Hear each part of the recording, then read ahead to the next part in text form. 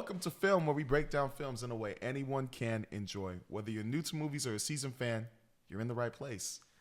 To my left over here, because this is actually left to you guys, I got my boy, Izzy Rizzy. How do you think about that nickname? How do you think about that? What do you think? He likes it. That's a face of he likes it. For the record, sure. Phil, before we started filming, was like, all right, I'm going to drop a random nickname for you. And I'm like, all right, let's see what it is. That's not what I was expecting at all. I'm trying, bro. It's accurate? Yeah, That's me on Valentine's Day, I was getting so rizzy. Bro, it's supposed to gain like inspiration or like, you know, like artistic like ways to, you know, make a name. I'm trying to come up with a nickname for you. What about Izzy the Izzer? No. What did you say? Izzy the Izzer? I don't know. What does Izzer mean? I don't know. It just came up. I was thinking Izzy. I like Izzy Maniac. I thought that shit was funny. I thought it was pretty cool. What did you guys think? I thought Izzy Maniac was pretty cool. Look, man, you can call me whatever you want. All right, but anyways, guys. Sorry. Okay. Best start to the show. I'm freaky, bro. But You're a freak. anyways, for this episode, we're gonna be talking about our reactions to the Fantastic Four and Jurassic World trailer reactions, pretty much. We're also gonna be talking about Invincible, what we think about it. I'm gonna be talking about episodes 1 through 3 for me because I have not seen episode 4 yet. That's my bad. But Izzy has seen it. He's seen all of it, so he's going to give us his full reaction. After that, we got some movie news for you. After the movie news, we got... After the movie news, we just have your friendly neighborhood Spider-Man. What episode? 8? Oh, 6 through 8, right? Episodes 6, 7, 8. 4 through 8. Oh, because we didn't talk about last week's. That's right. Yeah. Episodes 4 through 8. But until then, let's get into it. Sick. What did you think about that Fantastic Four trailer, man? What did I think about the Fantastic Four trailer? Mm-hmm. I loved it. Okay. We're so back, baby. Marvel's back. I'm using the line we use after every single trailer. Literally, it looks really good. I'm honestly I'm loving the vibe. I love the casting actually a lot. When I first saw Pedro Pascal as Mr. Fantastic, I was like, we'll see, because that was like one of the, a lot of people were like immediately like quick to like hate or like, oh, that's just the popular casting, like that's not like good casting. He's a great actor. I was like, there's no shot he's gonna be bad at this. It's just more so, is he gonna fit the role? Yeah. And I feel like he's gonna fit it really well. Bro, I really love that trailer, bro. Yeah, it's a sick trailer. It's an awesome trailer. No, I was excited for it, but right when I start watching it, and then I love how they opened it up with elevator doors showing us the living room. I was like, ooh, okay. Like, and then this is placed in the 50s or the 60s? Because I said 60s. Okay, thank God. I said 60s on the trailer reaction. And I was like, did I get it wrong? Because for a second I was like, because it's Space Race. Okay. Yeah. Space Race, 60s. Yeah. But I just love the way everything looked, and I looked at also it was like it had that 60s feel, but it was futuristic as hell. Yeah, it's got the vibes, bro. I was like, what the heck? It's like the Jetsons. It literally feels like that old timey futuristic feel. You know, it's like a mix of that. I think Jetsons obviously way more futuristic, but it's like, you know, it's like old timey mixed in with like a lot of like how like the older generation would have viewed tech now. You know, I'm just shook about the Jetsons, bro. George Jetson. Dude, Come on, bro. That show is bro. tough. I know the Jetsons. You seen the Flintstones? Yeah. Okay. A little bit. He That's has more culture. Anthony though. He has culture. He has culture. I have culture. Anyways, you're not that much older than me.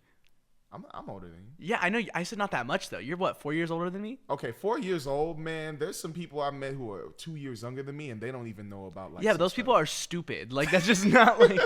If you're 2 years older, Izzy thinks you're stupid. Or 2 years younger. My bad. Yeah. How old are you? 23? 24. 24? Yeah. You're 22. You're stupid. I'm sorry. Anyways, though, I loved. I didn't know too much about Herbie, but I loved the design of Herbie. So when you said Jetsons, I was like, okay, now I understand. Because at first I was gonna contest it and be like, I don't know about that. But when I saw Herbie, I was like, okay, never mind. You know what? That makes sense. The Jetsons. Yeah, I'm excited. I like the Things design a lot too. Oh, the clap that he did in the Rocky sound. Okay. I thought that was so cool. If Yeah. you guys haven't seen my reaction to it and like me reacting to that clap, I thought that was really cool. Do you like that his voice is indifferent? Like, do you like that it just sounds like? Honestly, yes. Okay, cool. I do too. I think it kind of makes sense too because I'm not gonna lie, like the old Fantastic Four, that was 2004, 2005, right? Yes, I can fact check, but yeah. So like, I loved those movies. I loved Rise of the Silver Surfer too.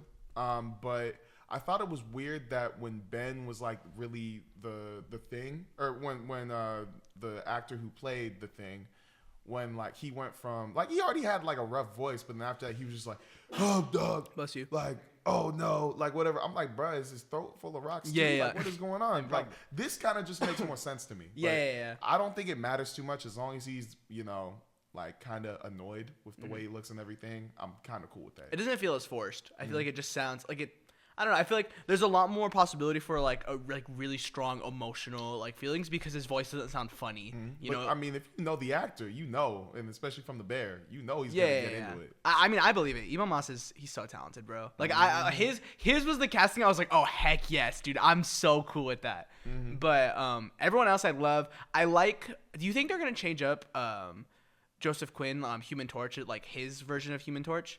Because, like, Chris Evans, like, Fantastic Four, Johnny Storm's usually, like, douchebag, like, I'm gonna go, like, be Rizzy. I feel like it's different. I feel like this one's very different. Rizzy is the word of this episode. Yeah, word of the day, Rizzy. But no, I think it's gonna be really different because I don't think Joseph Quinn I don't think he's got it like Chris Evans. You know what I'm saying? Like, it's too different, I can see him being, like the messy, like, that sort of, like, out of control character, but not necessarily like I'm gonna objectify women, in the same way that Johnny Storm does. I think that like with him, because I mean the first version, Chris Evans, he was the stereotypical like jock type of gets the girl type of dude, and then Michael B. Jordan's, if you haven't seen, doesn't even count. Fan Four Stick, whatever. Like his was kind of like just quiet into himself.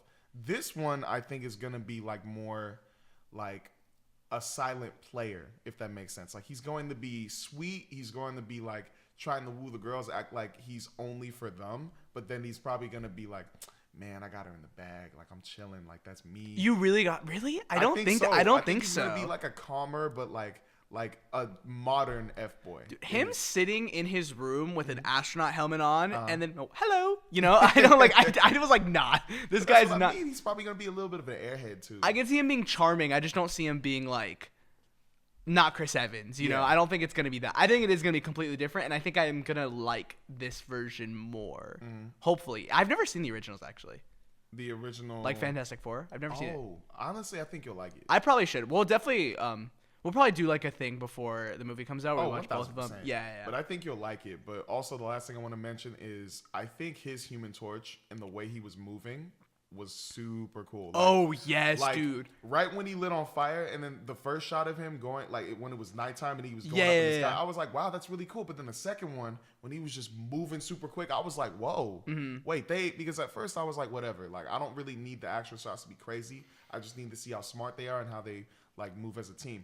But that shot of him going through that building, and it almost looked kind of like, it reminded me of Tobey Maguire. It reminded me a little bit of that shot of him like swinging through the city. But that little loop he did, and then just that kind of boom when he was going, I was like, whoa, they worked really well on the action shots. And then even the thing like running in the city, I was like, bro, this is gonna be so cool. And I like the car. Oh yeah, it looks sick. I'm on it. They're gonna sell it at some point. I'm gonna try and buy it. Bro, probably I not. wanted the Tumbler. I wanted the Batman, the Dark Knight Tumbler. I wish it cost $1 million or something. Are you talking about the big, like his bulky? Yeah. Dude, imagine driving on the street and you see something like that. You're like, what the heck is going on? Well, apparently it's illegal, but hey, I mean, Joe Burrow and a couple of other NFL players got one, so they could probably get away with it. That's pretty sick. But anyways, moving on to the next trailer. No, I don't want to move away from Fantastic Four just yet. Hold on, because there's a couple things. My fault. Galactus. He looks so sick. It's crazy that we started in a place. I remember reading this on Twitter. I forgot who tweeted it, but someone was like, it's crazy that people were so like the execs working on Rise of the Silver Surfer were so adamant on he looks too stupid, so let's just make him a cloud. And now where we're at, we're like, no, we're getting straight comic accurate Galactus, and like, that's so cool. I hope they don't underutilize him. I hope we actually get to see him like eat planets. I hope we actually get into like his backstory. I hope he's like a proper scary villain and not just like a big CGI monster. We have to stop him, I really hope there's personality there. And I think it is. Who plays him? I love the actor so much. Wait, it's the actor who played he played another big role. I'm gonna find it. I'm gonna find it so fast. Villain. Give me 1 second. I forgot who it is, but either way, Ralph Ineson. Yeah, him. Yeah. I forgot what other role he played, but right when he got casted, I was like, oh, that's pretty tough. But Low key, I'm shook that I didn't know that apparently they thought the design of Galactus was goofy, and it's funny because they're making a superhero movie, so I mean it's already goofy enough. Yeah, but I feel like you have to remember the time that those movies were coming out, like early 2000s. Like you have that X-Men where everything needs to look the same because we can't spend too much money on like costume designs. Yeah. And also we have to make it appeal more to like modern audiences. Where Yeah. now like the modern audience is superhero fans. Like a lot of people watch superheroes movies, watch TV shows, read comics. Like it's maybe not as much comics, but it's widely known now. It's a lot more accessible, I think. So I think now you're put in a place where it's like, no, let's put full quality in their suits and how everything looks, because like that's the one thing people will like get mad at us on if things don't look exactly how they do in the comics, you know? But it gave me literally exactly what I wanted. And also, like, if it just finished the trailer with just a shadow of Galactus, like, even, like, we got the shadow in the trailer, but the way it looked and how big he looked, I was like, bro, I'm already hyped. And then right when they showed us the back of his head, I was like, oh, wait. Yeah, they're cooking. They worked on the design of his face, and his face looks menacing to me. Like, his face actually does look creepy to me. So I'm like, bro, they're trying to save it. And honestly, I love that they didn't show it to us. But I'm already just hyped that it looks exactly like the comics. Yeah. Exactly. And then lack of Pedro Pascal using his abilities. We saw everyone's abilities except him. We know why.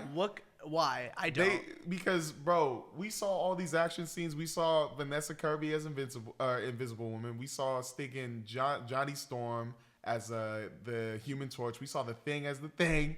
Bro. The Thing is so mean. You called everyone by their name, and then you're like, the Thing? He's just the Thing. Yeah, my fault. Ben Grimm. Yeah. My fault. I'm just in the zone. But I think it's because also we saw John Krasinski already as like... That's true. Not a lot to see there. Yeah, so they're trying to give us a little surprise, and I feel like maybe... Because I already thought... I like the way John Krasinski looked and how he moved in the Multiverse of Madness, or Midness, in my opinion. Even though, like it was only for like 5 seconds, but that's probably why they're trying to save it, because they want like Pedro Pascal's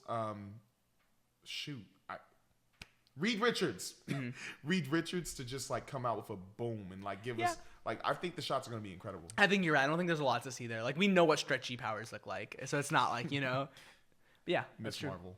Miss Marvel. Well, it's a little different, but yeah. Let's move on. Just in case, if you got anything else you want to talk about Fantastic Four. I don't want to. I'm very hyped for the movie. I'm very excited. I'm still more excited for Thunderbolts purely on vibe, but I think, look, Marvel, you can't miss on this one. Look, I'll be personally attacked if you miss on Thunderbolts, but I know most people are probably like, okay, like this movie can suck and we don't care. Fantastic Four better not suck, because you're setting up Doom. I think RDJ is going to show up at the end of the movie. He has to. Or even better, throughout the movie. Oh, shoot. Wait. This is my question. It's placed in the 60s. It's in another universe. How is this going to work?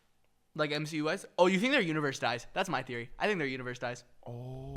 Or the incursion starts, and that's when they need to go find people to help. What if that's the way they end the stinking movie? Like, Yeah. What if that's like they're just like, oh, what's going on? And then Reed's trying to figure everything out because they just like stopped Galactus. They're going to discover the incursions that's going on, Yeah. and then they're going to really like figure out. And that's why I'm like, where does Doctor Doom wrap into all this? Like in terms of like MCU-wise? Wait. Like is... RDJ has to be in the whole movie. I need him to be in the whole movie. In Fantastic Four? Yes, I need him to just be there so that we can get a proper Doom setup. Him leave and we're like, dude, oh no, like, okay, we're actually scared. I don't just want a Doom that's gonna be like just a villain. Doom is so much more than, like, he needs to be Thanos. He needs to be built up that way. But I mean, we already kind of got a little like teaser in Moon Knight, like when Doom, the Victor Von Doom little thing that came up. Yeah, but that's a different. But isn't that gonna be a different universe Doom? Because that's proper. But what if they also use it somehow? Like, Army of Dooms. I mean, no, you tried to do that with Kang. I don't think they'll do it twice. That's true, but I don't know. Like, I just think that it'd be super cool if it's like they learn about the incursion, and next thing you know, you find a logo or something like that of just Victor Von Doom, or even like a mention of him. I don't know if you want to show him yet, because I feel like you got to do this like for like Spider-Man: Homecoming. You kind of just got to kind of start small and then build, in my opinion. But in this case, it's not Spider-Man: Homecoming and Fantastic Four are two different movies though. Spider-Man: Homecoming is a Spider-Man origin movie for the most part. Yeah. Fantastic Four is setting up the wider scope of the MCU. Yeah. I don't want Doom to just be a villain that the Avengers fight. He needs to have a personality, because if he's just a villain the Avengers fight, then it's like, oh wait, Tony, is that you? The name's Doom. You know, like that's what it's gonna be, and I don't want it to be that. I want Reed Richards and Victor to have a beef. So you kind of want us to get a feel for him. Yes, I want like so like I could see RDJ as, oh, you know what? That is Victor. That is Doctor Doom. Like he can do it. He isn't just Iron Man. He looks like Iron Man, but he's a different character. It's no, wait, this is actually gonna work. So that when he maybe, let's just say at the end of the movie, he leaves, it's like, okay, like we understand what's going on. We understand who his character is, sort of what his motive is, and like there's a beef there with the Fantastic Four. It's not like the Avengers are like, who are you, Tony? It's Doom. You know, like no, that'd be so lame. And I'm really confident. I'm scared they're gonna do that, and I don't want them to do that at all because I think that'd just be awful. So then, how would you want him to come in? I mean, same way comic wise. I mean, him and Reed, if I'm not mistaken, are friends. Like that's what I would want. Build out somewhat of maybe not like as close of a relationship because I think like you can do something different, but they need to be in the same space. They both need to be smart. They both need to be recognized for their like skills and whatever. And then something needs to happen, and they split up. And didn't they say they had a secret character? Yes, that they were hiding. Do you see the behind the scenes photos? So then like it's Tony. That's gotta be Robert Downey Jr. It is. It 100% is. So even if it's a post credit scene. Oh like, my gosh, that'd be so sick. Because imagine after the movie and they get Galactus to go away, he's going to work, and the next thing you know, he's just like, who did my work or who solved my equation? And it's like, oh, just me. And it's like, who are you? And he's like, Victor Von Doom. And then boom. So here's the thing. This is after this movie. Yeah. There is no other MCU movie on slate. It's all shows. So it's Eyes of Wakanda, Marvel Zombies, Wonder Man, and then Doomsday. Oh, you got to do it then. So you got to do it. You got to do it. You got to do it. You have to do it. Yeah. Oh, also interesting thing. Before we move on real fast, I know we're on this for a while, but I think there's just so much to talk about. Fantastic Four is cool, man. Cool. Fantastic Four is awesome. It's the first comic book family. Cool thing to talk about here. Avengers Doomsday comes out, and then after Spider-Man 4 is supposed to come out.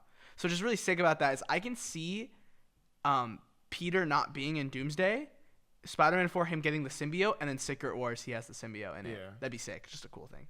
But didn't they say that he was going to be a part of it? I don't remember. A lot of this stuff is rumors right now. Like we don't really know it. They don't start filming until fall. Yes. Yeah. So I don't know. There's gonna be a lot of stuff to come out on that, but we'll talk about it when it does. Bro, we can never not talk about the MCU. No. That was one thing. Like I remember this stuck in my head. I'm sorry, we're still on the topic. I don't care. But this is one thing that stuck in my head. You apologize for saying I'm so sorry for like I just love Marvel. Don't ever apologize for that. No, you're right. Let's think about it. The MCU is the biggest franchise in movie history right now. I know. Let's be for real. It's just not popular to talk about right now because we hate on it, and we'll talk about it. People hate on it. But it's also like we can't not talk about it. Yeah, like that's it's true. the MCU. It's like, for example, I've been watching all these movies again, all of them. I've watched 12 movies and I still am not even close to Endgame. Yeah. That is how big this franchise is. Mm-hmm. We got to talk about it, man. It's big, but anyways, my bad. Another massive franchise. Jurassic Park, man. Good transition. Jurassic World, boom, killed it. Come on. Jurassic World Rebirth got its first trailer. Scarlett Johansson, another guy, I don't remember his name. And another guy. What's And the another other guy. guy? And Mahershala Ali. And another guy. Oh yeah, Mahershala Ali. And is a in it. kid. But that's not who I was thinking of. And a kid, a random kid that shows up halfway through the trailer for some reason. Yeah, okay. What'd you think about the trailer? All right, so if you guys haven't seen my reaction on Instagram and TikTok and YouTube, I hated it. Jonathan Bailey. That's what I was thinking. Jonathan Bailey? Yeah, that was Jonathan Bailey? Yeah, the From dude with Wicked. the glasses. Yeah, the dude with the glasses. Wow. I was trying to think of who it was. My mistake. I can't believe I didn't recognize him. But I, at first, was like, all right, how is this going to go? Because Jurassic World, after Dominion, I was like, all right, bro, it's dead.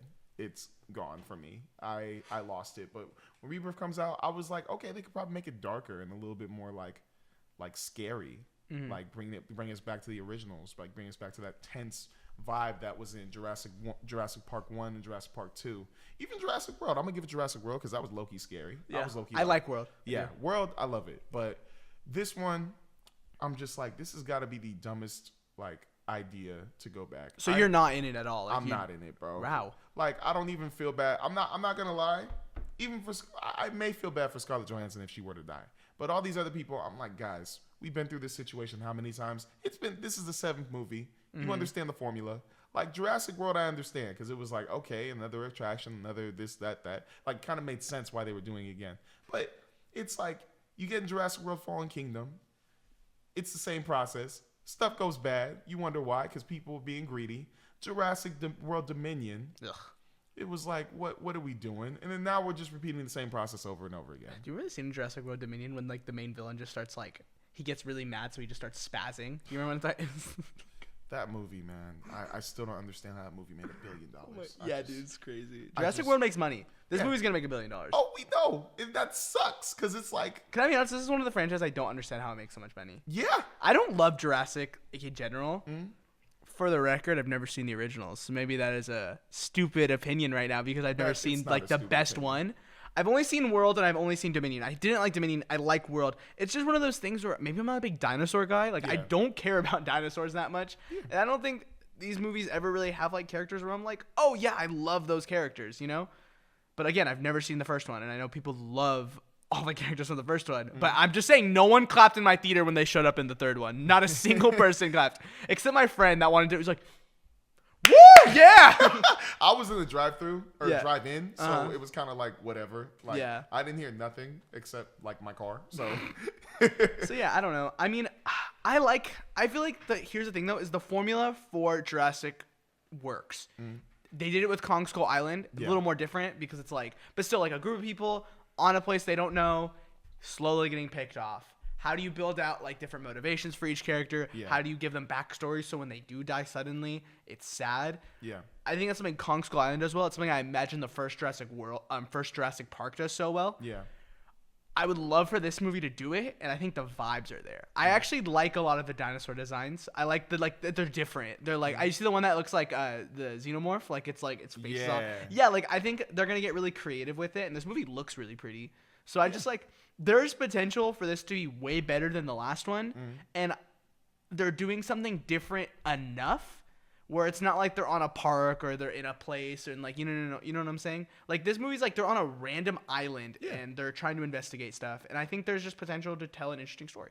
But it's like, bro, this looks stupid. It looks like it's definitely gonna be cliche. And then For sure, yeah. There's a random family that just somehow with a kid Yeah. goes on this little island trip. I don't know, maybe they were on a vacation or something. It's just kind of annoying to me because if you notice in all these different movies, there's a random kid who just like runs around, gets in the like acts like they can solve everything, and then kind of gets in the way. So obviously one of the main characters is probably gonna die because they probably screw up somehow. But it's just like I've seen this so many different times, and it's just annoying as heck.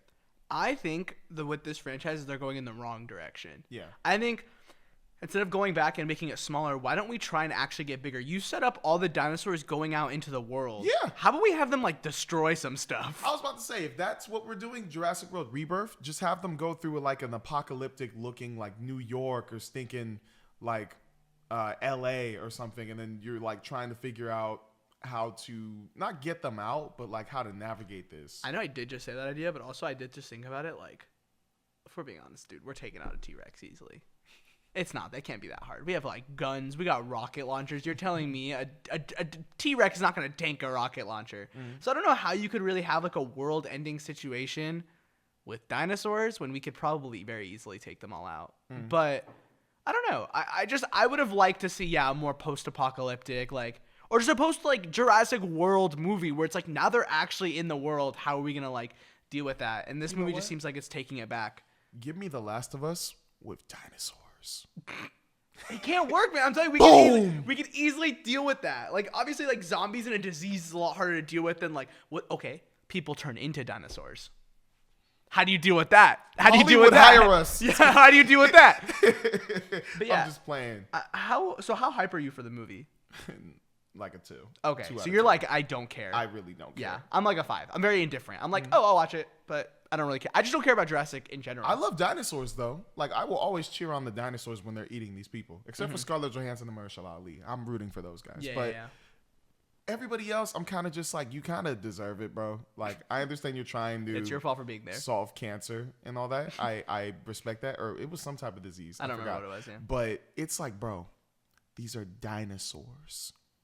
Dinosaurs. How are you gonna get it from them? They're wild. They're crazy. That's why I love them. But yeah, we're gonna see how it goes. We'll see how it goes. I think there's just a lot of like, I don't know. I really don't know what to expect from this movie. Dominion left a bad taste in my mouth. I was like, this movie is probably one of the worst movies I've ever seen.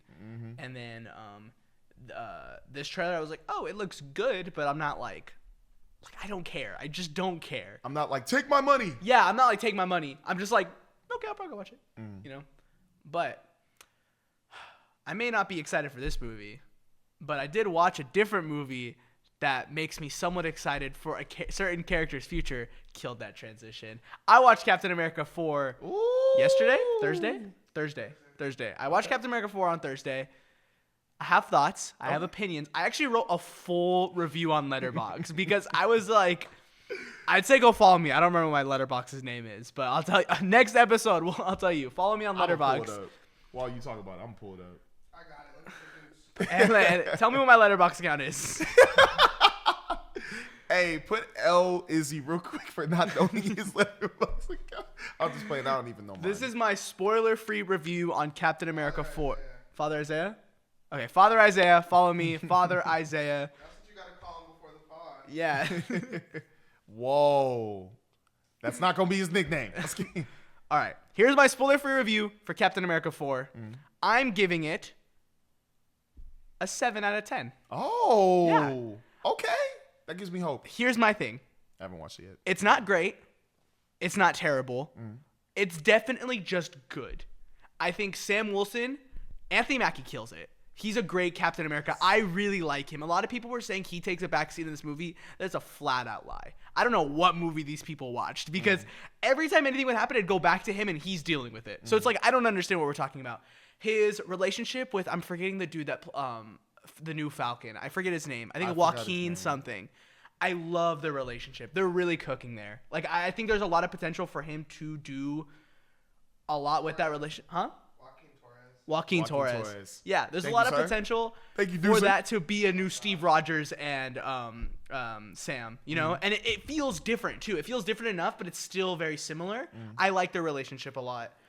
The build-up, the tension this movie has, the vibe, it feels very Winter Soldier. Definitely nowhere near as good, but it's there. I need more stuff like this vibe. And then I think the thing that kills this movie, though, is the trailers. If you watch the trailer, this movie, like I only saw one. Then you already messed up. How? No, I only because saw one. The trailer sort of takes away what the entire like movie's building to. Oh. And it sucks. It's really unfortunate. I think you'll be able to tell when you watch the movie, and for any of you that watch the trailer and like is going to watch the movie, like you'll be able to tell like it sucks that they promoted this so hard because that was like your crutch. That was like what you're leaning on. Villain also. Both of them, the one that's hidden that they don't really show in the trailers, I won't get into. There is a secret villain. So, a secret villain, get excited.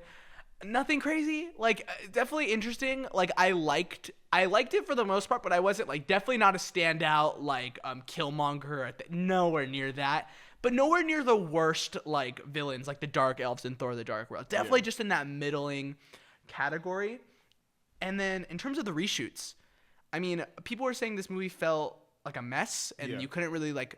When people say mess, I can never tell if they mean like it's hard to follow or that it just feels like ripped apart. Yeah. And I think they actually did a decent job with the reshoots. There's one instance where you can tell, like, oh yeah, they definitely completely got rid of something here. Yeah. And it's the Serpent Society stuff. I'll say that flat out. Like, I don't think that's really a spoiler, but Giancarlo Esposito is not really in this movie. He's very much there just as an excuse to give Sam a roadblock. Oh. And then he's kind of just like, that's it. Oh. They definitely wrote out a lot of his stuff, and I think they were building, probably in the original script, they were building to him a lot. And maybe that wasn't testing well with audiences, so they were like, wrote it out. If I'm being honest, I can tell. Like, it wasn't that interesting the whole time. I was kind of just like, oh, he's a cool character, but like, he's not... He's cool because of what he does, not because of who he is. You know, it's like, who cares? So overall, yeah, I like the movie fine. The action is sick. I don't know what people are talking about. The action was actually really cool. Thank God. Okay, it's not gonna be Shang-Chi quality. Like it's too different. One is a straight up like hand-to-hand combat movie. This movie is, dude, how do you make a dude look dope with a shield and wings? And they do that perfectly. The way they use Sam's like arsenal is crazy. Like the fact that they didn't just like, okay, now he's Captain America, so he's only going to use the shield, but he also flies. It's no, he's going to use his wings. He's going to use the shield. He's going to use his like acrobatics that he learned from Falcon and the Winter Soldier, like his training. Like, Oh, thank like God. a lot of the training he did from that show, he uses in this movie. And I'm like, oh, that's sick. And then all the stuff with some of the other like side characters, I really enjoyed. One character in particular, I didn't really care for. I forget her name, Ruth something. They tried to build out a new Black Widow, like that sort of vibe. Oh, I heard that they had a person from the Black Widow Academy in. I won't spoil anything right? on terms of her origin, but like she felt like okay, here's like that Winter Soldier trio, you know, the Sam, and it just didn't work. I didn't really care for her too much. Isaiah I really liked. He's in it a good little bit actually, and he's I think Isaiah was in it? Yeah. Oh, thank God. Yeah, they do a really interesting thing with his character. I like that struggle because it adds an extra layer to why Sam wants to do everything he's doing. Is the character's name Ruth Bat Saraf or Yes. Shira Haas? It's Ruth, yeah, something like that. Yeah. But yeah, I don't know. I like the movie. I don't get a lot of the hate. I understand why maybe people didn't like it or was like, it's fine. To say it's terrible, to say it's bad, like it's in the lower. Here's the thing. It's better than Iron Man 2. You could argue it's on the same level as Iron Man 3. Okay. It's way better than Thor: The Dark World. You could argue it's on the same level as Thor. It's the Escape podcast. If you got the Escape podcast, they're really popular. If you're on MCU, if you're probably listening to us, you probably listen to them. So the Escape podcast, Alex, he said something that I loved so much. He said that the MCU is in a place that we're gonna call MCU tax right now, where a lot of the movies that would come out previously that were like 6 out of 10s. They were looked at as like 8 or 9s because it's like, whoa, like look at this and boom, boom, whatever. And now we're in a post-Endgame world where like things that are 6 out of 10s are, this is the worst thing I've ever seen. You saw it with Eternals. You saw it with this movie. Yeah. You see it with a lot of, I think even people argue like Shang-Chi, you know? And like, I don't love Shang-Chi. I think it's fine. Yeah. But I think Shang-Chi's better than this movie. But like. Shang-Chi's better than Captain America? Yeah, I do. But, yeah, I don't know. I agree with that statement so much because it's like, yeah, why does everything need to be Endgame? Why does everything need to be No Way Home? Why does everything need to be Deadpool and Wolverine? Things can just be like decent and like good representations of those characters and a solid story. It doesn't have to open up the world in a whole new way. It doesn't have to like blow our minds with cheers and like, oh my gosh, I'm crying, you know, like all these characters are dying and like, no, it doesn't need to do that. Captain America 4 can just be about Sam taking up the mantle of Captain America. That's all I wanted. And then I think you'll like it. Literally all I wanted. And I think you'll like it because it's definitely not perfect. There's definitely problems. There's a lot of problems with the movie, and I don't think it. I think I can see why that could put a bad taste in someone's mouth, but I don't get the hate that this movie's terrible because I was sitting there and I'm like, I'm waiting for the bad. I was literally sitting there the whole time waiting for the terrible, and I didn't see it at all. Okay. There was one scene where the CGI was like, ooh, you know, like you could tell it was a green screen. I was trying to figure out if it was a green screen because it was kind of bugging me. I don't know if it was just the camera or like something, but yeah, I don't know. I like Captain America 4. Let's see how it like ranks on my list when we get to the end of the year. But for right now, this was a solid entry into the MCU, and I went into it not expecting a whole lot, getting the reviews out and being like, okay, I'm expecting a lot worse, to being like, you know what? That wasn't that bad, and I had a really good time. Okay. So out of all the Captain America movies that came out, what is its rank? Because there's 4. It's probably the worst one. Okay. Yeah. I think because I don't love First Avenger, and I haven't seen it in a while, but like if I'm really thinking about it, like First Avenger just does a lot more for Steve Rogers than I think this movie does for Sam, and that's because Falcon the Winter Soldier exists. Okay. So there wasn't like a whole lot to build on, but there definitely was like a little bit to like amp up. That's really cool, man. Yeah. I'm just glad that you said the action's good because that was the only fear I had because some people were saying the action sucked. Anthony, you were with me, right? The action was sick. Action was sick. It was good. Oh, Yeah. thank God, Deucer. Thank you. Yeah. Thank you. I'm so hyped. Deucer, massive hater.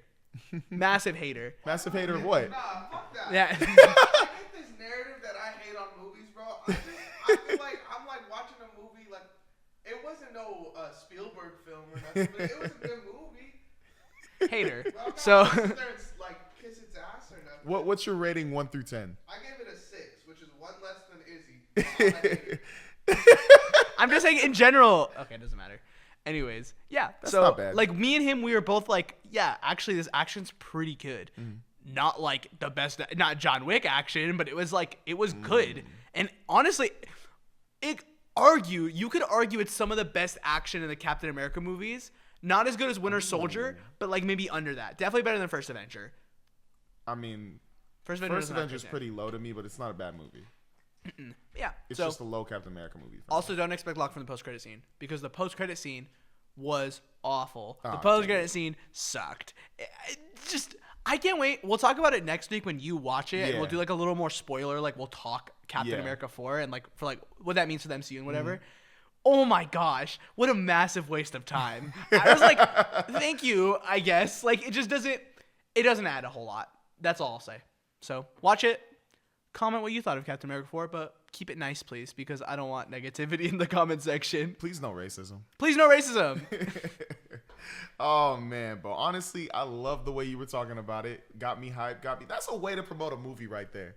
That is a way to promote it. Make me the face of your company, Disney. I'll sell you on everything. Yeah. Promote film, bro. Promote film. I'd love We're doing great work here. And Run the Play Network.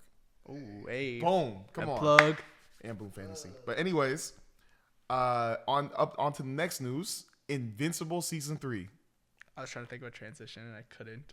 Speaking of superheroes that fly. Speaking of super stuff. Speaking of superheroes that fly and deal with the government, Invincible just came out. Wait, Cecil versus Mark. Captain America versus Ross. I don't know. Spoilers for Invincible, by the way. We're going to be talking full spoilers. I won't spoil episode 4, though, because Phil hasn't watched it. Even though me and Phil, okay, for the record, this is the first time we're talking about Invincible. Let me explain where we're both at in terms of what Invincible is. Me and Phil have both read all of the comics. We know a lot about, like, the character. I'm on Invincible Twitter. My Twitter is just Invincible. My TikTok, for the record, is just Invincible edits. I want you, like, that's all it is right now. And I love it. I'm in heaven. So, me and Phil are going to, I'm not going to say do our best. We are not going to talk about the comic book at all. We're not going to tease. We're not going to say, oh, it's, like, cool that they mentioned this because it relates to that. Like, we're not going to get into that. We're just going to talk about the 3 episodes that came out and what we thought about them and some questions that I see people talking about that haven't read the comic book that I'm going to bring up to you because I want to know what you think. So, Invincible, episodes 1 through 3, Phil, what did you think? Honestly, I loved it. The first episode, I was kind of like a little like teetering a bit, but it still flowed into episode 2 really well. Like, honestly, I'm not gonna lie, episode 1 and 2 almost felt like a long one episode to me because it just flowed that well. Yeah. But I loved it. I loved that homeboy Doc Seismic was finally getting his his get back. Yeah. His get back. Yeah, because low key, like, I remember everybody was trashing on him in season 1 and they were all like, this guy's stupid, this guy's weird. I'm like, hey, let him cook, bro. Let him cook. He low key. This is the reason why I love Invincible. Like, it just, what's it called? It always amps up. Well, it's not just it amps up. It uses so many like different characters so well that you think would just be trash characters. Characters that, like villains of the week. Yeah, like the whole villains of the week thing was so funny to me when I heard it in Across the Spider-Verse because I'm like that's a perfect example. Like the Spot, we're thinking he's just gonna be this low tier character that shows up sometimes and just annoys the crap out of us, but then turns into this big like useful to the plot character. But like Invincible episode 1 obviously just a little bit slow for me for a sec, but Invincible 2 picked it up super well, and then Invincible season 3 episode 3, man, they're cooking over there. It wasn't just cooking, it was like that was what I've been waiting for. And the fact that now people are like, well, what's Ollie, like, is he gonna do this, do that? I'm like, hey, keep putting these theories down, because I mean, I know the right one, but I want to get more buzz, because season 3, I need it to explode, bro. Dude, it is. I've been keeping up with the IMDb score. Like, isn't that 100 still? Yeah, I know the Rotten Tomatoes audience was 100, or the critics was 100%. Yeah. I looked at their Metacritic for season 3. The user score is really low, but it's because it's a lot of it's a lot of losers because it's a lot of people just hating on the animation and like dumbing it down and be like, oh, this show sucks. Look how bad it looks. Jujutsu Kaisen looks like this. Legend of Vox Machina looks like this. Yeah, we're not gonna have this conversation again. Watch. I forgot what episode episode 3. We talked about animation stuff. Yeah. But. Oh no, episode 4. 6. What episode are we on? How many times have we done this? This is episode 6. Watch episode 6 of the Film Podcast. 5, because is this episode 6? Nah, this has got to be episode like.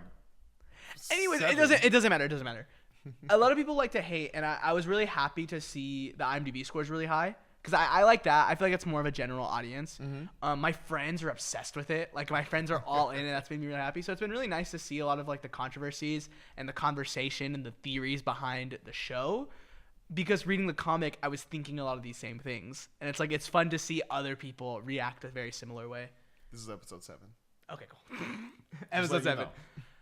So, yeah. So you liked it. You're in? Oh, I'm with Invincible. I'm always in, yeah. Like, I can literally, they can give me a whole season. Like, for example, if season 3 ends and then in season 4 we get a whole thing on a random character, and it's like nothing's going on, and then it's just build up for like one little episode, and then it showcases that, oh, it's a part of it. Like, for example, the Adam Eve spin-off special. Like, if it were to do that for a whole season, I would not care, because I'm like, okay, give me a little time to rest up, and then next season, because I know where this is going. Yeah. And I know that Amazon already said they're going to finish the story. So I don't give a crap about the stick in animation. I really don't. If they give me stick, man, I don't give a crap. Dude, a guy said, I was on TikTok, and the guy was like, dude, you guys got to chill out, bro. Like, it's very obvious when they're cooking. Yeah. Because episode 4, they adapt a really awesome fight. That's all I'll say. They adapt a really awesome fight in episode 4, and this guy was like, dude, I don't care if this show is just a bunch of stick men bumping into each other, so that when they do these fight scenes, they cook insanely hard. So yeah, I agree. I don't care. You know, I don't need every like instance of the animation to be perfect. Yeah. I just need it to be good when it needs to be good. But Invincible 1 through 4, my review. Yes, sir. I love it to death. I like that you brought up the episode 1 thing. Yeah. Because I agree. I watched episode 1 and I was like, yeah, wait, this is really... I didn't love how they adapted the Doc Seismic stuff. I wish they maybe did a little more creative liberties and like making it a little bit more entertaining, because it reads better than it's like watched. Because watching it felt really slow, but reading it, you could just jump through panels and you're scanning the each individual panel. It's not like animation where things are moving. It just, everything felt really off to me, and I don't think they did a lot to make it better, you know? So I didn't really care for it, but I was excited for what it was going to lead into, which was Mark vs. Cecil, episode 2, insane. I watched this scene over and over again of him like on just yelling, and then it's like system and disabled or whatever. Yeah. And he just like changes his face, and he just like cuts it, and like he's beating all the dudes up. It was, oh my gosh, it was so perfect. That was insane. It was so perfect. The scene when he punches the human, the military guy, and he just like disintegrates, like it was like a One Punch Man moment. Was so that was sick. So tough, bro. Yeah, like low-key. Oh wait, my bad, this is your review. No, sorry, it's awesome. And then yeah, episode 3 was probably the episode like in the whole man, I don't want to actually say that, that's a lie, but I was really excited for what they were gonna do in episode 3. So it was really fun to see. But what was more fun was to be able to talk about it with my friends after the fact, which was, we're going to spoil it. Spoilers for Invincible, which I said at the beginning. Oliver kills the Mahler twins. And I was ready for it the whole time. Yep. His look is the most devious look on planet Earth. I'm like, that kid, the way he looked and was like, that's what happens when you're a bad guy. Bro. I was like, dude, what? And then he had the audacity to be like, it was an accident. Bro. Dude, no, it wasn't. You walked to him. You slow walked, and he's like, I give up. And you just like uppercutted him. Dude, chill out, bro. It's not that deep. I have a hot take. Yeah. I think that whole sequence right there was 1000% better than the comic book. I believe it was. Seeing that emotion, seeing his look, especially with blood on his face the way it was, because I'm not gonna lie, I think they did that for a reason to show like how mentally he's very unstable evil. he is. Like, yeah. But like in the well, no, I said I wasn't gonna talk about the comic. We're not gonna talk about the comic. Dang it! But I just think it looked way better in my opinion than what it was in the comic books. Yeah, he cooked. Honestly, that whole scene was such a cook. Like it was awesome. I loved it. Episode 4, without spoiling it for you, even though you know what's gonna happen. I really could spoil it, but I'm not, just so you can enjoy it. And it just came out. Invincible 3 came out a couple weeks ago, so if you haven't seen it, you don't want to watch it. Episode 4 was really good. I really liked it, and honestly, I'm really surprised with other people's reactions on it. A lot of people love it to death. Yeah, like geeking. I was like, oh, I remember reading this in the comic and like being like, oh, I really like this. So watching it was even better. I was like, oh, this is really like, I like this being adapted, but it always felt more of like a side thing. You know, it never really felt like a big major thing. it wasn't until the end where they adapt a really major thing, and I was really happy with how they did it. They cooked. The animation's really good. This was a really important part of the show, and I was really scared that they were gonna mess it up. I'm always scared. I'm just a very nervous guy, and I was scared they're gonna mess it up, and I was so happy with how well they did it. Yeah. Everything from the build up to them getting this one thing and then doing this other thing, and then the finish off was perfect. That was me being as vague as I could. Like, that was perfect. They really cooked, and it makes me very excited for the rest of the season, just in general. Like, I'm a lot more confident in what they're gonna cook, because this showed me that they cook when they need to cook. Oh yeah. So yeah, episode 4 really good. Also, dude, there's some shots in this episode. There's like a shot of just a character like standing, and it's in like a little like backstory drop. Yeah. So it like the animation looks a little bit different. It looks sick. It looks so cool. It was like, I was like, that's a poster. Like, that's something I would love to just have. Oh, was that good? Yes, it looked really good. It was can't awesome. wait to get back the on art after direction this was episode and watch crazy. It was so good. But I love Invincible. I love it so much. And I know you do too. Bro, I love Invincible. Like, I kept telling people, I keep always trying to put people on this because I'm like, they're like, yeah, I saw it was a superhero show. And I was like, I don't know if I have the time or really want to. And I'm like, no, you got to watch this one because this is not must-watch television. No, literally it is, because it's not like any other like television superhero or even like film superhero show like you've seen. Like, this gets into stuff that we always have questions about, like killing, this and that, yada yada yada. Like, this is real. Like, that's all I can put it as. It's real. But I love Invincible, man. Yeah. Before we move on real fast, there's a couple things. There's 2 things I want to talk about because I love seeing this in the community and just people like general audiences. Whose side are you on, Mark or Cecil's? Mark. Mark? Why? I'm definitely on Mark. Bro, I understand what Cecil was trying to say. You got to make the tough decisions, this and that, yada, yada, yada. But you also got to remember that you have a team. I know you're trying to protect the world, and I know that the job is like, because he's basically Nick Fury. He's basically... But better, I think. But better, 1,000%. Yeah. But, like, you also got to realize you have teams of, like, superheroes with you that got feelings that you also have to manage super well. And it showed also... I love the episode... That was episode 2, right? When, like, everybody's leaving. Like, some people left the Guardians of the Globe. You that's the reason why you got to be better. So that stuff like that doesn't happen.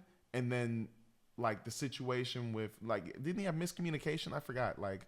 He had some miscommunication errors or something like that, but you got to be with your team and also with your A1. Invincible's your A1, so you got to make sure he's good. It's almost like a basketball team, a football team, or something like that. If, like, I'm not trying to use the Lakers as an example, maybe like LeBron with Cleveland. If you are trying to win the championship and you're trying to also make trades, and you're talking to LeBron, that's your A1, and LeBron's going to be invincible in this situation.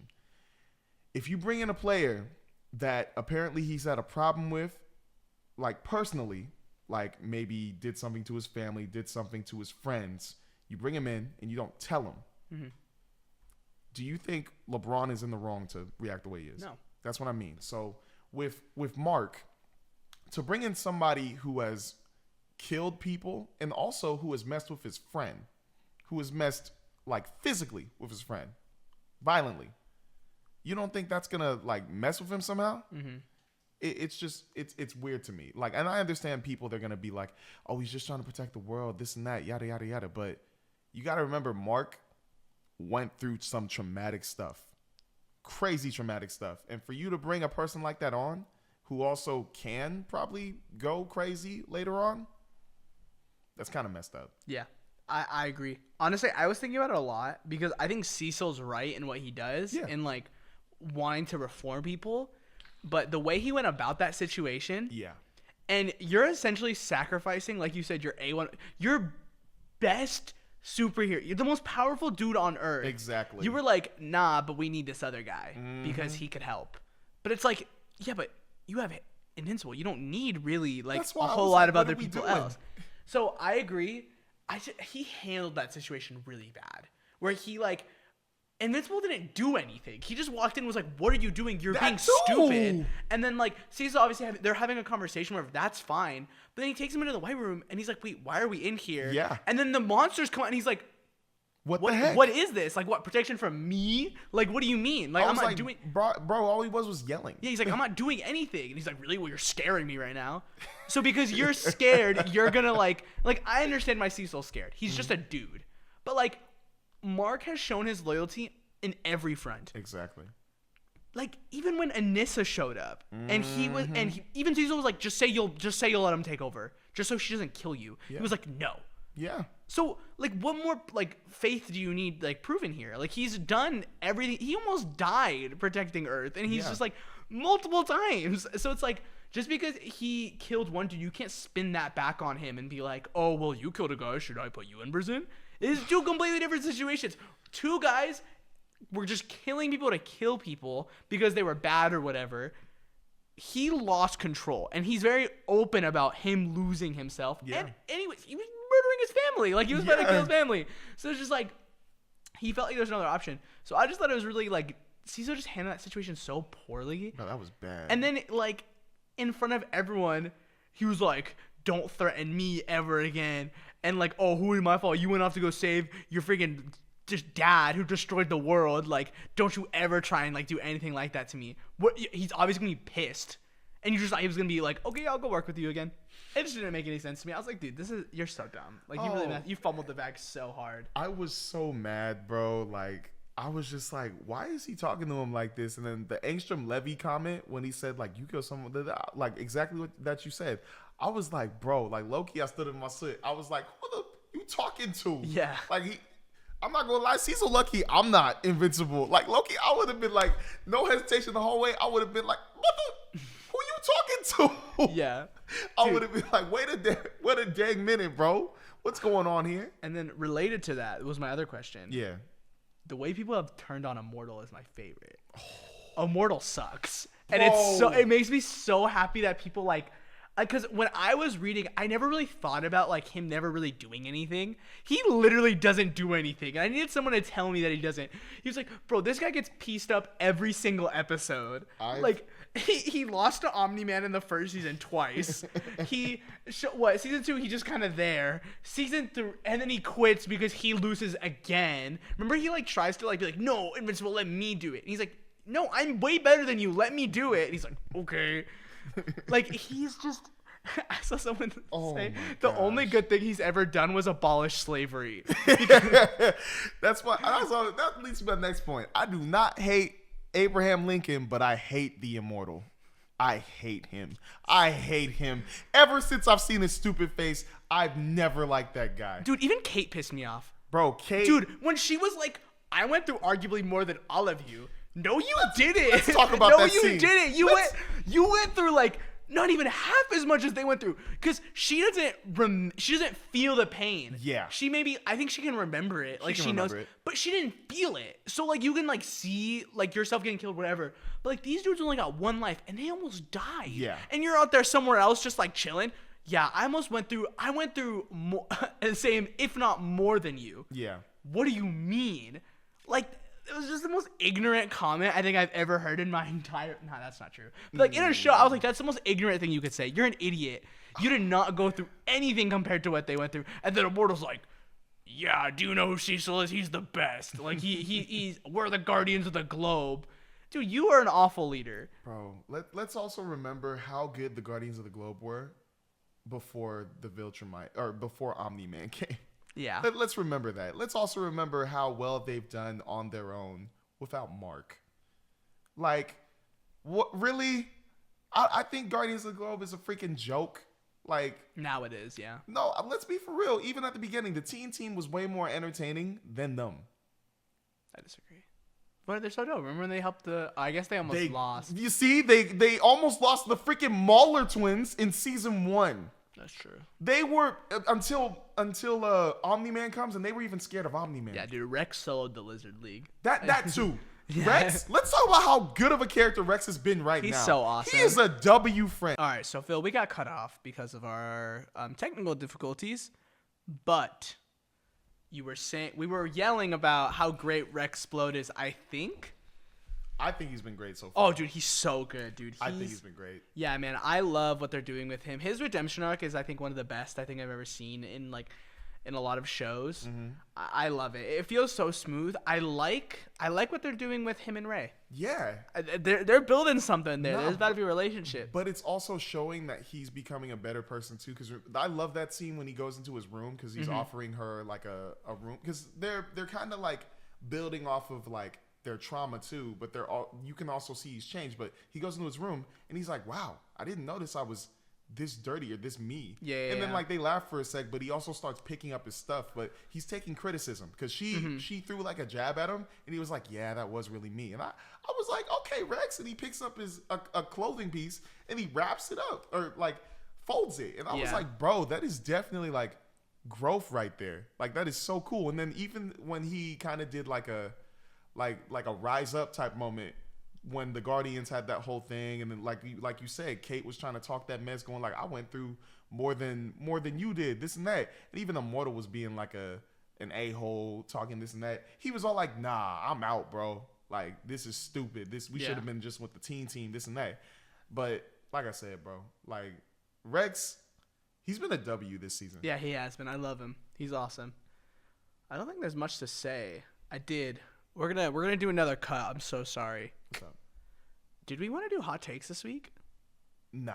Nah? We're way too over. Yeah, I didn't. That's why I was like, I completely forgot about it again. Yeah, we gotta make sure we do that. We could low key do that with Harrison Ford. I think next week. I was gonna say probably yeah. Okay. If there's dead news, like if we don't have enough news, I don't think there will be. All right. We're good. 3, 2, 1. We are back. Sorry, I had a question. That is literally all it was. I probably could have kept this. I had a question. Honestly, low key, I actually might just keep that conversation in. Okay. I might just do it. Look, we're gonna do. We've had a segment idea for the past couple weeks that we just keep forgetting to do. It's hold on, I'm gonna be looking. We don't have a producer anymore. Yeah, we're good. Yeah, so I had a interesting idea. We're gonna do hot takes, but we're gonna do a little twist on it where we're gonna do basically 2 truths and a lie. Yep. So it's gonna be 2 fake hot takes and 1 actual hot take, and both of us have to figure out which one is the real hot take. Yep. So stick around because next week we'll be doing that. Anyways, back to the news. Here's what's going on in Hollywood this week. We have a lot to talk about. Phil, hit us with the first story. Hey, first one I want to talk about, Amelia Perez. Finally saw it. I could sing a song and I'm talking about penises. It's the only clip I've seen. I don't think that's how it goes, though. Okay. I finally saw it, and honestly, I think people are a little bit too... Okay. So, yes. This is about a person who transitioned. Yes. But I don't think it is all about that. Okay? So the movie, this was funny because it took me 2 days to finish because I was on a time crunch. I watched the first hour and 30 minutes of it, and then I went to go see Nora, which was really good. I actually really liked it. And then after, I come back, watch a little bit more, and I finish it the next day. So that first hour and 30 minutes, I'm not going to lie, it wasn't that bad to me. It wasn't that bad. The story follows a Zoe Saldana as this like lawyer, a person who really knows how to deal with certain type of situations, helping a person try to transition because they felt like, or they just want to be a woman now. And I was like taken aback the way not in a bad way, I was interested. I was like, whoa, it made me get into the story. And it was like the first part. It was almost like a part 1, part 2. And it was like, whoa, like what the heck? Because she gets kidnapped and it was like a mob boss type person. They just want to transition and like go away from their life pretty much. And so the operation happens, and next thing you know, you're in this new section of the story. But before that, it's actually pretty good. Like, you're like, wow, the first song that they go into, or the first musical section that they got in, I low-key loved it. And I was like, wow, it's giving me like a serious vibe and a different type of angle. But I liked it at the start. So you go into the next section where like now they transition from a man to a woman. And it was somewhat interesting. But then after that, it kind of lost me. Because it felt like a serious movie at the start. But then after that, it kind of got super silly and super like Dude, all over the place. bad. Yeah. Can you get silly like that? Like after someone transitions, you're like, all right, now let's have fun. Well, it wasn't like it there were serious moments to it, but it took a direction that I didn't expect, and that kind of was a bad thing to me because it was like, because you think it's going one way, but then you get to the second part of it, and you're like, it's not really matching for me. And the ending kind of was like, it's giving me a little soap opera type vibes, and it just, right when it ended, it was just like, wow, that was a movie. So I understand why people do not like it, but the fact that they're trying to say it's literally all about like transitioning and all about like different characters doing that, no, it isn't. It's about one person and their story through it, but the story and the flow, I didn't really like it. You think the silliness that the movie has in its second half could be why the trans community was so like, I don't really like this? I think so. Because it's just tough because when you said that they don't like the way it was going, there was a section in it where it talks about the person who's transitioning saying they don't really feel right or they don't really feel well in their body anymore. They want to be a woman. And I was like, okay, I understand that part. And honestly, that's what I thought. Maybe like this point when he's talking, maybe that's where it's gonna like annoy people or get like the LGBTQIA plus community like angry. But I think it's just the way they handled it later. Yes, where it was like, yeah, it was just all over the place towards the end, and it kind of felt like it lost what it was going for. I don't know, because it was like, oh, you're trying to get away from that life, but you're still in this life. And it was like, what's going on here? It was just like a soap opera after that. Yeah. I don't know. So the reason why we bring up Emilia Perez is because recently the actress, what's her name? I don't remember. Carla Sofia Gascon. Yeah, she, some old tweets got uncovered. And usually I'm not like too big a fan of like, oh, they said this, they said that, like we should cancel them. These things are horrendous, man. What did they say? Personally, I don't really want to read the tweets. I don't see any value in doing that. But I will tell you, a lot of it was heavy against like the Muslim community, like in Islam in general. Like just, it was very gross. It was very messed up. A lot of the things she was saying, and it didn't just feel like a product of its time. Like, oh, you used to be able to say things like that. No. You've never been able to talk like that, and it's insane to me how someone can talk like this, especially like considering like who you are, like because in real life, right? She was the actress is a transgender person in real life, like. You understand adversity, like you understand people probably being against you and hating on you. Yeah. And I think like the Islamic community experiences a lot of that, like more racism obviously focused. And it's kind of insane to me and really ignorant of you to be like, oh yeah, like they're so weird and dumb and they're so gross when you're objectifying an entire group of people assuming they're all like that. Yeah. Like that's just wrong to me. I didn't mess with that at all. And I'm really happy that Netflix is like, yeah, we're not going to support her in any sort of way because they shouldn't. Why would you spend company resources to help someone who is very mean, hateful? Yeah. It's bad. So yeah, Netflix said they're not going to be funding her trips to the Oscars or anything like that. Which, man, unfortunate for you, but you shouldn't have been saying those things. Sorry, congratulations on your Oscars, but like, you're gonna face consequences for your actions. And I think that was a very reasonable thing to do. Like, yeah, we're not gonna give you money to go out and get on planes, get hotels, whatever, because you don't deserve that. You don't deserve to enjoy, like, bask in this light right now because of maybe some great work you did because you said all those awful things. Like that's your punishment, you know? That's your punishment for the way you were saying. Were these recent or were these like not super recent. It was like 2015, 2016, which is crazy. That's 10 years ago. Yeah. But like it's like I don't know. It doesn't matter like when or I was where just it was curious. said. No, I know. I'm just saying like I just can't think of like anyone talking like this and then being like why would you think that's okay to say? You know? Yeah. Like, what if someone was talking about you or your community like that? How would that make you feel? You know? And I think that's the way if you're ever, like, you could be critical at a group of people. You could be upset or maybe even so much, like, I don't want to say not like a group of people because I think that's just messed up. Like, you can't say you don't like a group of people because you don't know everyone in that group. But you could definitely be maybe against some of the group's values, you know, 100%. Because I think that it's a religion. Like, you're not going to be for some of the things that they teach. That's fair. Yeah. But the things you were saying, man, oh my gosh. You can't do that. It's awful. It's really gross. So, she's got what's coming to her. So I just remember seeing it pop up, and I was like, what happened? Because all I saw was, like, nomination. And after that, it was like, what? But, man, hearing that, I'm like, you can't do that. Yeah, you can't do that. You really can't do that. Next up in the news, we actually have an interesting quote from Sojourner Weaver. Sojourner Weaver wants Anya Taylor-Joy to join the Avatar franchise. And the quote she says, I've admired her work since I saw her in The Witch and then in The Queen's Gambit. I think there's really nothing she can't do. And this is provided by Film Updates. Just wanted to put that out from Twitter. But what do you think about that? I love Anya Taylor-Joy.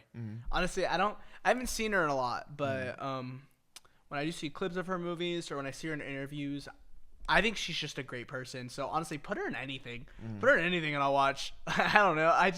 I like her. She seems like a great actress. She is a great actress. Very good. I didn't watch her in Furiosa. I know people loved her in that. Honestly, and then Queen's Gambit, but oh man, bro, like I love Anya Taylor-Joy now. Like before, I wasn't too big of a fan. But when I saw The Queen's Gambit, when I saw Furiosa, and this is a hot take kind of, but when I saw her in X-Men New Mutants, I actually loved all of those roles, and I loved her primarily, and I just, right when I heard, or even imagining like her as an Avatar, I was like, bro, she fits perfectly. Now, Furiosa and X-Men the New Mutants, I was not a fan of, to be honest. Furiosa, I think the fandom, because I'm a Mad Max fan. I love Mad Max. But the way the movie went, it was kind of like, I didn't really need this. Like, I wasn't a huge fan of the characters around her, but I loved her as Furiosa. I was like, well, you are tough. Like, you are a cool character. The story was a little iffy, but whatever. But The Queen's Gambit, that's my favorite role that she was in. The Queen's Gambit, oh my gosh. I've never wanted to play chess so hard in my life. Like, what? That's just funny. Oh, my bad. But, yeah. like, it was just such a good show, and she does such a good job in it. Her acting was incredible, and her range is incredible. And I would love for her to join the Avatar franchise. Did you see some of the concept art for Avatar, Fire and Ash? Is it concept art or actual images? I didn't. I saw what the village looked like for the Ash people. Looks sick. And I was like, holy crap. Sick. I'll flash it on the screen in editing. Nah, no problem. But I'm excited for, like, Avatar in general, bro. Yeah. Because, I mean, they're shooting Avatar 4 right now. Or they're filming it. And they're close to finishing it, I believe. Which is crazy because we haven't even gotten Avatar 3 yet. But, bro, this franchise can't miss. And if they add Anya Taylor-Joy to it, I would love it. Yeah, I would too. Bro, but, damn. Do you have any other thoughts before we move on? Not much. I feel you. Right. We got a fan casting of interesting fan casting that we want to talk about. Did you see who tweeted this? Or? Yes, MCU Film News. MCU Film News, who Twitter account I don't love actually, if I'm being honest. That's one of the accounts that's always posting like the leaks and But it's a. This is a fan casting. I know. Yeah. They said a fan casting for Magneto would be Denzel Washington. Yep. I'm not familiar with a lot of Denzel Washington's work, but I immediately had a take on this, and this is my take. You can change the color of any character or that I can think of in the X-Men, right? You can make Wolverine black, you can make Professor X Mexican, whatever, you know? Can't really do that with Magneto, I don't think. And I don't think I'm wrong in saying that, right? I don't think so because high key, part of Magneto's character is he is not a Jewish American, he is just Jewish. He's Jewish in Nazi Germany. And the biggest point was that his parents or his mom got killed or messed with by the Nazis, and this kind of led to him using his powers, like getting, well, not a birth, but like it's just a big point of his character. And I don't know too much about if there were African Jews or African American Jewish people, but I don't think it would have fit well if Denzel Washington plays Magneto. Yeah, a lot of his anger and a lot of his like rage stems from his experiences in Nazi Germany. So I don't think like changing that, maybe even like changing his color and then making it more related to his new culture. I wouldn't like too much. Like I just don't. I want to see. I don't think we've gotten a lot of Magneto adaptations where it's like we don't really need to do this. Let me just get like a strong person to play Magneto. Yeah. Do you have anyone that you would want to play Magneto? Speaking of fan casting, it just sucks because Michael Fassbender has been stuck in my mind as Magneto. Like he was so good. He was so perfect. And I watched the original X-Men movies, X-Men 1, 2, and 3, and I loved I forgot his name. I love the original Magneto, but when Michael Fassbender played him Ian McKellen. Yeah.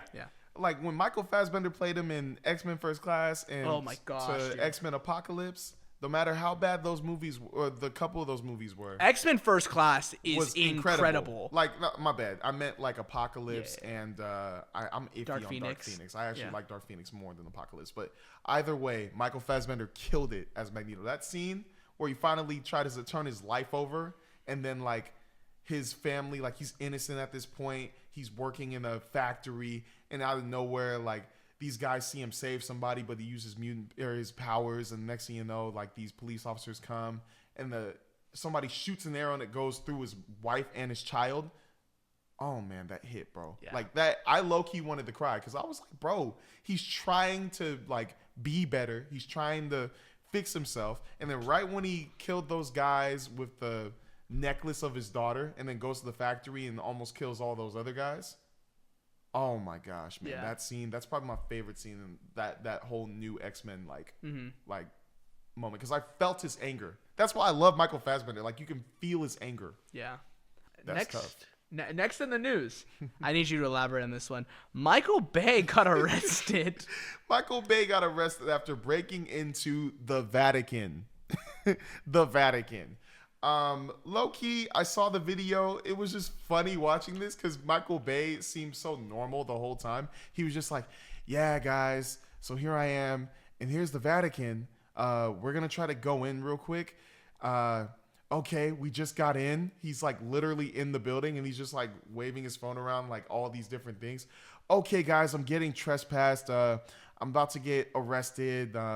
About to get in trouble, and that's pretty much just the video, like just him going through. But one thing I think this is, I low-key think he didn't break into the Vatican, and I low-key think this is promotion for his next movie. A publicity stunt? I can totally see because that, if you did you watch the video? Bro, okay, so he starts off with, I'm gonna try to sneak in the Vatican, and I hope there's no guards, and then it cuts, and he says, okay, there are no guards, I'm in the Vatican. I was like, yeah, it's a publicity stunt. And then, like, the fact that they were walking with him and they still let him keep his phone, and, like, because they were a little far back from him. Like, if I was Michael Bay, I would have ran back in or something like that because he had that much room. Yeah. He was just like, yeah, guys, so I'm being arrested, and they put him in the car nicely and everything. I'm like, bro, this has got to be promotion. Yeah, for sure. It's definitely promotion. But low-key, like, all right, so where is the Vatican? Is that Italy or something? Yes. Okay, so what type of movie would we do? Because Six Underground, I know they're not going to do another one, sadly, even though I love the action. Transformers Italy edition. All the Transformers are chapels in Italy. They're chapels? Yeah, like it's just a bunch of churches. Like all the Transformers, instead of transforming into like cars and like helicopters and stuff, they just transform into buildings. Huh. I mean, it's not far-fetched because they've done crazier things, but hire me, Michael Bay. That's all I'm saying. I just think that now, and also I heard a rumor that he was doing like a war movie or something like that. What if he were to just try to gain inspiration from doing something in Italy? What if it's like a World War II type movie or something like that? It could be that. Did you? Sorry. No, you're good. Okay, did you see that there's a chance that he might come back to do a Transformers movie with Shia LaBeouf? Yeah, I saw the rumor. Megan Fox. Yeah. Do you think there's any like validity to that? Do you think that's real? Do you think we even need that?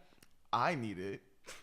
I need it drastically because the first 3 movies I loved, and then after that I was like, "What the hell are we doing? What are we doing?" And I know everybody's all like, "Oh, they love Bumblebee and they love Rise of the Beast." I am not one of those fans. Rise of the Beast, I hate both of them. I hate them both. Like Bumblebee, it just felt like a waste of time, and I felt it was weird that Optimus Prime was already on Earth, even though he came down in the first Transformers movie. But people were saying, "Oh, well, that's a different timeline, yada yada yada." But I'm like, I thought it was all the same. Yeah. I thought it was all the same timeline, but I don't know. It's whatever. But I would love to see Michael Bay, Megan Fox, and Shia LaBeouf come back. Yeah, it'd be pretty cool. I would need it. I'm not like clamoring for it, but I think it'd be cool. I care more about the Transformers. I'm clamoring for it. I know people love those characters. People just love Megan Fox because Megan Fox in that movie is hot. Yes, let's just say it. She's hot. Yeah. I'm gonna be for real. She's hot, but I don't like her just because of that. I like that she is a mechanic. Like, she's not just a pretty woman that's just there. Like she also works on cars. That too. She's a mechanic. Package. She's a mechanic. But her and Bumblebee actually had chemistry. Like, dude, I hate myself for saying that. What'd you say? I said full package. You made me say it again. Oh. Secondhand embarrassment caught on camera. I'm just playing, but either way, I would remember in Transformers 3, the new woman comes in and she was kind of just like, she was a government official, but she didn't have any chemistry with Bumblebee or anybody else. Yeah. It kind of killed it for me. I love Dark of the Moon though. Like, I thought it was like Endgame type of feel to it. I know people have the high, like they're like, no, that one was bad, but with Megan Fox in Transformers 1 and 2 and how like useful she kind of was and how like cool she was working on a friggin' motorcycle. Like, I need that type of rollback. I need more Transformers with massive balls. Are you talking about Devastator? I can't believe you said that with a straight face. You said it with a straight face. Oh, that is the. Somebody quote that. You said it with the straightest face I've ever seen you in life. That face right there. Next story. Okay, my bad. All right, next story up. Since we want to talk about some crazy stuff, let's talk about some crazy stuff in the Sinners world. Where is Blade? That's the title I have right here. Because apparently Michael B. Jordan wondering the same thing. Michael B. Jordan, this is provided by Discussing Film. You're still laughing about it. It's messing me up. Let me finish this. I'm going to finish this. Michael B. Jordan comments on making his vampire thriller Sinners while Marvel is in development hell on Blade. Launching any franchise, it's tough. I hope it gets together. I want to see a Blade movie. You know what I'm saying? The Blade franchise was everything. How do you feel about that, man? How do you feel about that? You're still on that, aren't you? The whole time I'm just like, I'm trying to switch. I was gonna be like, I need vampires with big balls too.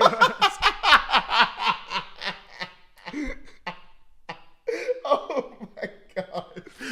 What is wrong with you? I'm acting up, bro. We've been filming too long. It's all good, man. All right, anyways. Look, Michael B. Jordan is speaking for the people here. Where's Blade? And I think in the state of, back to the MCU, I think in the state where MCU is, I don't think it needs a Blade movie right now. And I think they jumped the gun too early on it. Yeah. I think the MCU, like, well, when they announced that movie was like 5 years ago now, 6 years ago. I think they were in a very different place where it's like, oh, let's just get characters out there, you know, with no real plan, I don't think, or no big plan. And I think now that they're trying to really just wrap up everything, I don't really see a reason for a Blade movie to come out anytime soon. I think you get it after Secret Wars for sure. And like they finally they get a director on it, they get the writers on it, they get Kevin Feige finally does it, you know, and they finally give Mahershala Ali the respect he deserved. Because if I'm being honest, dude, for me it's less of, man, I really want a Blade movie because I've never actually seen the other three, and I don't know a lot about Blade as a character. Blade is so cool. I know. You've told me I need to watch them, but it's more so like, man, the disrespect from Hershali is so Big real time. in this case. Like, it's so bad. I feel bad for him. Like, he was probably so excited to do it, and he was. Like, he was all in on that role. And now, like, you hear him talking about it, and he's just like, man, I don't know what's going on. You know, like, I don't know what's going on. And now he's in Jurassic World Rebirth. Yeah, so. Damn. I don't know. Yeah. Honestly, man, this is one scenario that I think played out. All right? And this leads me to my question. They finished Eternals. Mm-hmm. Kevin Feige's feeling like, you know, everything's good. This is before it came out. Everything's good. Everything's going according to plan. They want to do another movie. They want to bring in a cool character. Blade. Boom. Comes into his mind. He's walking around. He's going like, yeah, Marvel's going to be back, even though, you know, we know what's going on. He's about to ask Ryan Coogler to direct it. Oh, yeah. Then Ryan Coogler goes, hey, Kevin Feige, working on Black Panther Wakanda Forever right now. It looks good, this and that. And then Kevin Feige's like, okay, I can't wait to ask the question. 3, 2. And then Ryan Coogler, but I'm about to work on a movie called Sinners, and it's going to be so awesome. I got Michael B. Jordan in it. And then Kevin Feige's just like, oh, dang. It's like a sitcom episode where you wanted to ask him to the prom. And Yeah, he's like, I have to go get this other guy. So then Ryan Coogler's like, what were you going to ask me? He's like, nah, I just want to know. You want to, and then boom, he's like, Black Panther 3. You want to do it? He's like, yeah, man, cool, yeah, sure. So then now he's like, oh shoot, now I should have just asked him that after Sinners. So now I gotta get I gotta get a new director. What about Jordan Peele? Nah, I'm busy, man. I'm working on the next sorry, man, I'm too Black creative. Scary movie. That's gonna be insane. What about the dude who made and he's going back and forth because now he doesn't have any black directors who know about this dude. Now it's like, shoot. So what if, this is my question, what if he's waiting on Ryan Coogler? I could see that. What if he's waiting? I don't understand why he don't just get Jordan Peele, because Jordan Peele would kill it. He would, but I don't think he wants it. I don't think he would want to do that. He's a nerd. X-Men. I know he's a massive nerd, but I don't think he would want to do a Blade movie. Mm-hmm. But what if that was a scenario? I'm just placing it out there. I mean, I would love it. Mm-hmm. I'm cool with it. I love Jordan Peele. I think he's a very talented director. I just don't. Can he direct an action movie? Well, he's really good at doing horror with a lot of like Get Out, Us. You know, like Nope. like conscious rap. It's like that genre. I feel like he's like that, but with movies, where he talks about like his experience and like political experiences in his movies, right? Yeah. Get Out, like slavery, you know, and like Yeah. racism, stuff like that. Us was a lot of materialism and some other stuff. I've never seen it.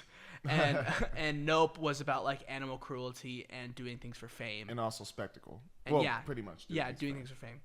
And I can't think of an instance where it's like, yeah, let's do a Blade movie. He's not gonna. They're not gonna want to do any of that. You know, That is true. So I think he could do it. I just he hasn't.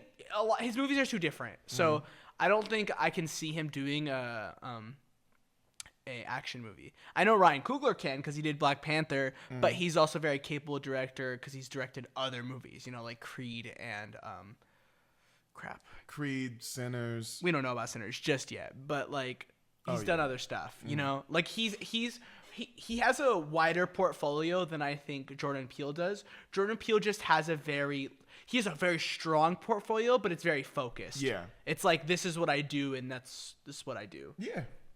So I just don't know. I would love it. I mean, I'm cool with it, but What about Spike Lee? I've never seen a Spike Lee movie. Oh, for real? Never. Oh, no problem. Yeah, I think you'll love him. Would he be good? I don't know.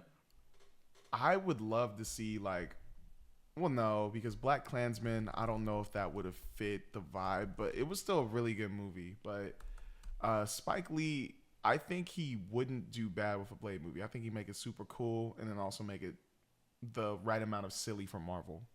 That's the only reason why I mentioned Spike Lee. Yeah, I was curious who directed the originals. Mm-hmm. I think they do want to go with a black director, so this is probably not. This is probably not it, 'cause it's all white dudes. No, we're not doing that. I think they do. I think they definitely would want like a black person to direct this movie because I think it just makes sense. It works. You got to give it that style. Too. Yeah, you have to give it that You sauce. got to for sure. understand because Blade is like, he's a smooth dude too. Like he's dark and mysterious, but he a smooth dude. Mm-hmm. Like if you watch the Wesley Snipes Blade movies, you'll be like, yeah, this has got to be directed by a black director. It's got to be. But it's not. That's true. So Wesley Snipes brought that style. That's why yeah, I'm like, I agree. but I it's think like that's the difference I'm thinking, because I don't know if Mahershala Ali. Well, yes, he can, but it's like, can you still bring on somebody that can give that style to it? That yeah, I think they just want a little bit more of like that. Like, this might sound bad, but from like a company perspective, it looks better right now if you have like a lot of black people working on a movie based on a black character. It just looks good for people. And people are like, oh yeah, I want to go watch it. You know, it's like Black Panther, right? Or like The Lion King. That was like a big deal. Yeah, you know, and I'm cool with it. Like I have no opposition to that at all. So I mean, look, let them find a right director that they want. Ryan Coogler would be awesome. Jordan Peele, I'd be interested to see. I would love Spike Lee, I trust you maybe, because I know he's a great director. So just one of those things. I don't think Blade fits into the story right now, and I think that's why they're holding off on it. It was just a hypothetical. No, yeah. I was just trying to have a little fun with that, but that was just a little hypothetical. But on to, I believe this is the last part of the news. Story. Finally, Taylor Lautner, werewolf hunter. Phil, since we want to go from vampires to werewolves, Phil, what is Taylor Lautner, werewolf hunter? I'll tell you what it is, because Discussing Film posted it too, and this is gonna be, what's the word? Commanded by Amazon Prime Video. A new TV series, Taylor Lautner, Werewolf Hunter, is in the works on Amazon. The series follows a reality where Taylor Lautner wrapped filming the final Twilight film and vanished from the spotlight to join a secret society of werewolf trackers who need his unique expertise. Now, just from hearing that, you got your thoughts? You got them ready? What do you think? I think we're running out of ideas. That's what I think is going on. All right. Interesting. Why? What do you think? This is a very funny idea. Depends. Here's my thing. Is this going to be a serious show? This is going to be funny. It better be funny. This needs to be a self-aware, reality filmed type show. It doesn't have to be a reality show. It can't be a reality show. But this show has to be very self-aware of how stupid this is. Because this is the dumbest thing anyone's ever told me in my entire life. But it sounds funny. I mean, look, who asked for this? Probably no one. Twilight fans. You think Twilight fans want Taylor Lautner, just normal dude Taylor Lautner, to be hunting fake werewolves? That sounds tough to me. I mean, I'm not a Twilight fan. Fake werewolves, they don't exist. That's what the show's gonna be. He's gonna be like, guys, they don't exist actually. He's like, no. In Twilight though, then how'd you guys film that? I'm not actually a werewolf. Like, it's just not. So I don't know. It sounds like a show. This sounds like something. Do you know who Nathan Fielder is? No. Okay, Nathan Fielder is this comedian on Comedy Central. He's known for two shows. On Comedy Central, one called Nathan For You, where he helps struggling businesses by giving them a ridiculous idea to hopefully boost sales. For example, there's this coffee shop. It was struggling. So he went into deep research about all the parody laws, and he decided a great way to build like a great marketing strategy would be, let's call your place a parody of Starbucks. We'll call it Dumb Starbucks. Huh. This was an actual business idea he had. This show is real. It's like a reality show. Phil, you can look it up. This is a real thing. Dumb Starbucks blew up like crazy. What? This is a real thing. And the guy that he did it for was like, no, I don't want to do this. I don't want to be a part of it. So he's like, okay, I'll do it without you. And he did, and it was all over the news. Wow. Everywhere. So what I'm trying to say is, this show needs to be like that. It needs to be incredibly self-aware of how stupid this concept is, and let's just make fun of people. Let's just troll and have a good time. That's what I would want from it. Is it going to be that? Who knows?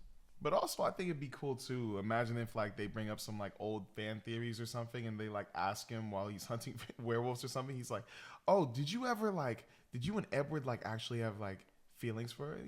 He's like, "F no, like we were just there for the money." But like, what is this? I think it's cool. I think it's cool. Like, who was sitting there and they were just like, what if he actually hunted werewolves? Like, I don't know. I think it's kind of cool. I think it's funny. I think there's too little information to tell what exactly this is. So like, all we can really do is like wait and see. I mean, knowing Amazon, they're probably gonna kill it with this. Would you want them to bring back Twilight in any way? Like, what if they like just? Are they doing that? I've only seen one Twilight movie, and that was the first Twilight movie. Ask, are you a Twilight fan? I thought it was super cringe. I thought Edward going like, looking like he's cold 24/7, but apparently everybody's like, no, actually, like her scent is just too much for him, and I'm like, oh, okay. So she smells bad or what? That's really what I thought. But also the scene where like because this was during the whole Drake and Kendrick thing. Like right when he said his age, because he's like 137, I was like, so Edward a certified pedophile? And then everybody started laughing. They're like, no, Edward's like if you think about it, he's always been 17. I'm like, yeah, but he couldn't go after other vampires who were 130 or 200 years old. Like, he's 137 in a 17-year-old body. It's not weird. It's hot. I was like, bro, I'm watching Drake's life right now. Drake wants that to be him so badly. I mean, are we wrong? But anyways, like, I don't really have that crazy strong feeling, but I know there's a strong fan base for Twilight. Oh, so for sure. I think it's a cool idea. Scary based strong. off of that, because I think it could bring in both different sides of fans. Because it also bring, like, for example, if it's comedy, it can bring in comedy fans. If it's Twilight, they can bring in Twilight fans. If it's just an adventure of like a random universe where, like, literally Twilight was just a movie filmed and Taylor Lautner's just doing his own thing, and the next thing you know, Werewolf Hunter was like, what if we could recruit him, because also like the werewolves love him or something like that, and like we could use him as bait or something. I don't know. Like, it could be something like that. I don't know. I'm coming up with ideas. I don't know. But it's crazy. It's because every like direction you try to put it, it's like, what does this mean? It's like, this is crazy, but I just want to see where it goes, because I think it's interesting. Mm-hmm. Like, I don't know. I would love to see like Tobey Maguire isn't actually Peter Parker, but all of a sudden But he's gonna help find spiders. Or is thrown into this thinking like Spider-Verse just because of it. Yeah. Like, imagine just out of the blue, it's like, oh, here's Spider-Man Noir, here's this person, here's Tobey Maguire. Why am I here? Just normal Tobey I'm Maguire. not Spider-Man. Yeah, I would love that. Sounds like a that's Family what I'm Guy saying. sketch. But yeah, like, I don't know. I think it's interesting. Yeah. But anyways, speaking of interesting things. Speaking of Tobey Maguire, speaking of Spider-Man. Speaking of Spider-Man, actually, let's get into your friendly neighborhood Spider-Man. Now, last week we couldn't really get into episode 4 and 5. I believe there were only 2 episodes that came out last week. No, it was 3. There were 3? Yeah, it was 3. No, I thought there were 3 5. this week. It was 3. No, it was 6, 7, 8 came out this week. Yes, yeah. You're right. So we had some scheduling problems. So now we're gonna give you our takes on episodes 4 through 8. For the record, it was my fault. I got really busy with school. It's okay. I got busy too. All right. But now we gonna talk about episodes 4 through 8 of season 1. You ready? What did you think of episode 4? Okay, it's 3, 4, 5, and then 6, 7, 8. So there were only 2 episodes? Okay, my bad. No, it just gets weird in terms of the math, because What did I think? Mm-hmm. I really like Your Friendly Neighborhood Spider-Man. Mm-hmm. I really enjoy the show. Do I think it's of the quality of something like Spectacular Spider-Man? No. Do I think it has potential? Heck yes, dude. Mm-hmm. There's so much potential here. I think the only difference with this show and Spectacular Spider-Man for me, which I think is like the pinnacle of like Spider-Man cartoons, is this show is promised to be around for a lot longer. So I think they're going to take a little bit longer to build things up. Spider-Man cartoons live and die on their build-up, I think. I think it's not just about Spider-Man doing Spider-Man things. It's how the world develops around him. All right? Like, I feel like that makes sense? Yeah. And this show is killing it at that. Bro, I'm falling in love with it. Lonnie, good. Did we talk about how we talked about the week before when we talked about this, episode 1 and 2, I didn't know much about Lonnie. Guys, I'm so sorry. I'm such an idiot. I don't know why I didn't think about this. Idiot? I knew he was Tombstone. I just forgot what Tombstone's name was. Because in the Spider-Man games, they call him Lonnie. Peter calls him Lonnie. And like, I remember when at the end of the episode, I think it's episode 5?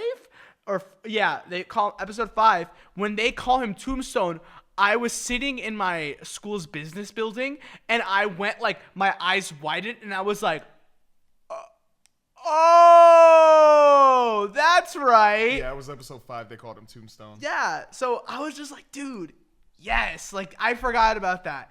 And then in this most recent episodes with Nico, her I actually don't know. I literally don't know what's going on with her. Who she is. But did you notice her little gem thing? Yes. Like, yeah, I was like, what? What is going on? We don't know. That was the question I had 24/7. And the first time we noticed was when Harry goes to pick her up, and she's just like, she was gonna be like no, but then the medallion or whatever she has around her, it's like a gold with a purple emblem medallion in there, and she just says, "No, wait, what? You sure? Okay." And it just goes, "Yeah, I'll go with you." I'm like, yeah, there's something what going the heck on is in there.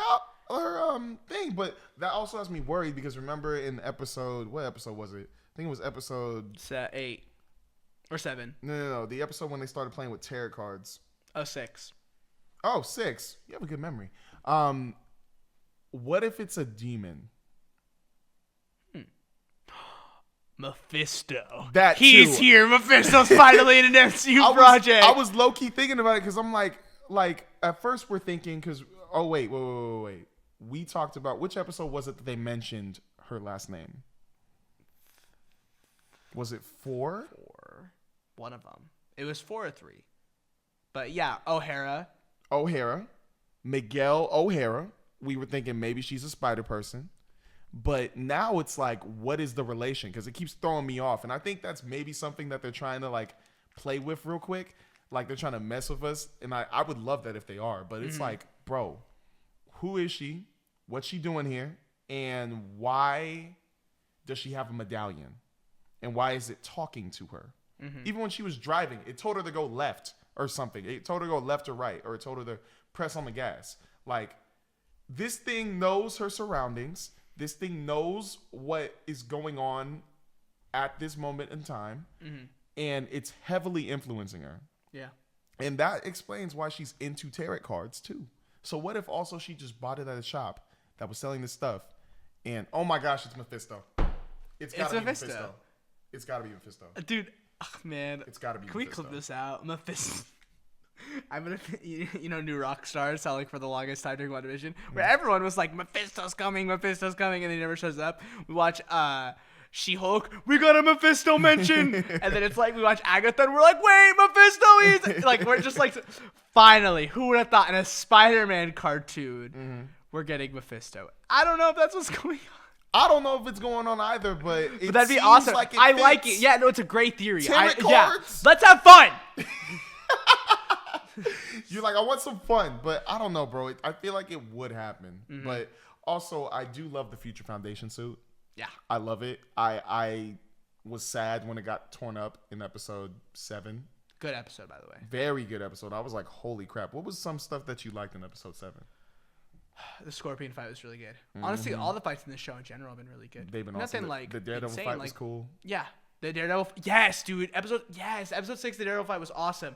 It felt like it felt so authentic. Daredevil when he throws this thing and it ricochets off and it hits him. It's just so felt very much like I need that. I need to see them in live action together. I need it so badly. Episode 7, yeah, the Scorpion fight was really good. The show is really brutal. Like they're not like the dude gets completely stabbed. I was like, yo, when that happened, I was like, wait. That dude's dead. Yeah. Like, he's dead. I like a lot of the stuff they're doing with Norman. I'm really interested in Norman right now. Yeah. Because there's more to, it's very obvious. There's more to him wanting to find Otto. It's not just because there's bad tech going out. He's already said there's a relationship there, but I wonder what the real thing is here. Because I don't trust him. You never trust Norman. Norman sucks always. I love this Norman a lot. He's so awesome. So I'm really curious where that's going. Also, his relationship with Secretary Ross. Yeah. When he showed up, I was like, wait, what? Yeah. But also, where is this place, bro? Because it's following the MCU timeline. It is following it. We are now at the point we are at. We are supposed to be at the point. We're Sokovia Accords, so Civil War's over. Yeah, so Civil War just finished up, but now we're supposed to be in like the Ant-Man, like little... Not Ant-Man. We're supposed to be in the... I wrote it down. Where are we? Oh, yeah. We're leading into Homecoming. Shoot. All I said was that was Civil War. Yeah, we're leading into Homecoming, though. We're leading into Homecoming. Oh, yeah. Well, because I imagine the next season they'll be at Midtown. For sure. because they're rebuilding it. They keep showing it. They're rebuilding Midtown. So they'll probably be there, and that's when we'll get them sitting in the room and like, oh, isn't that guy like a evil person now? Well, you know, when they're watching Captain America on the video, he's like, yeah, but I'm supposed to show you these videos. Yeah. Like we're at the end of Civil War, and now we're gonna slowly lead into Homecoming once they go. And I imagine Pearl will take the place of Liz. But here's my theory. Pearl is gonna die at the end of this show. And I'm very confident she is. Why do you think Pearl's gonna die? She's chasing after Lonnie too much. And Lonnie's in a lot of bad stuff. Yeah. And who better to completely turn Lonnie into Tombstone than Pearl dying? Cold heart. Like, not like he just. I think it's a perfect instance for him to want to take control and for him to completely split up from his normal life. Pearl is the last thread that's holding him on to his normal life. Yeah. So if she got taken out somehow, that would break him so much where he'd want to take revenge on whoever did it. Probably Scorpion. Tombstone versus Scorpion. Tombstone maybe goes too far, kills him. He gets the respect from the 1/10, and then 1/10. He gets the respect he needs. He's gonna be a right-hand man, or maybe even the next leader at some point. What do you think? I can see it, but also, wouldn't you have done that in episode 7?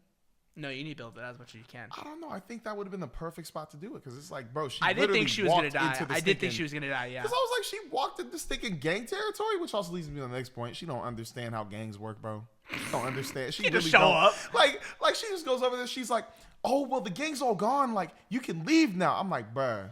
If you join a gang, it's not that easy to get out of. It's easy to get in. Out takes way more of a process and a way more dangerous process to get out. Yeah. Here's the thing, right? I think she's gonna die. She's gonna. Maybe. I think she will. But it should have happened in episode. You're 7. right. It should have happened in episode 7. But think about where she's at now. Her and Lonnie broke up. Peter's trying to talk some sense into Lonnie. Yeah. There's this like, and Peter's also getting a little more close to Pearl. You know, the little shoulder tap, whatever. Wait. Like there's relationships cooking on all sides. Where if Pearl were to die now, yeah, we as an audience are a lot more connected to it because we've already seen how much she's gone through. Yeah. Because of their problems with Lonnie, and we're excited that maybe Peter will finally get the bag. You know, secured it. But then she dies, and we're like, wait, no. You know, Lonnie. What's this gonna do for Lonnie? What's this gonna do for Peter? And I just think. And there's opportunity to bring in probably a different love interest, which I really want them to do Gwen. Like, I hope. It's got to be Gwen. It's got to be. We don't need MJ, bro. Not yet. So bring it in season 3 or 4. Yeah. Do what Spectacular Spider-Man did. Yeah. But with, bro, I forgot. Oh, yeah. So, what if instead of Pearl dying, it would crush him more if he sees that Peter and her share a kiss? And Peter is getting into player Peter. Where this starts, where Pearl starts that whole rotation of, oh wait, no, bring in Betty Brant, bring in Betty. Yeah. Whoa, that was bring in Betty. Bring in Betty. Bring in Betty Brant. Try to say that like super fast. Bring in Betty. Bring in Betty. Bring in Betty. Bring in Betty Brant. G-Wagon. Never mind. But anyways, that could start a thing, and that could just be the birth of Tombstone right there. Like him just that's also a possibility. Peter, and him just hating everybody because those were his trusted people. And also, what if he hears that maybe Nico liked her or something? I don't know. I don't even know if Nico's still interested in Pearl. Like we haven't even seen that. I think she might be into Harry. Yeah. You think it's just a friend thing? I don't know. It's so confusing. Teenagers are weird. Because we thought it was Peter. I low-key thought it was Peter after like a couple episodes. No, but she said brothers, bro. Yeah. Okay. I really hope that she's not like, I'm kind of into you. That's weird. I hate when I talk like she's like a brother to me. Right? And then now you're like trying to make out with him. Like that's disgusting. I get you. So yeah, it's got to be Harry. And what if she's just jealous from the whole thing? Yeah, I can see that.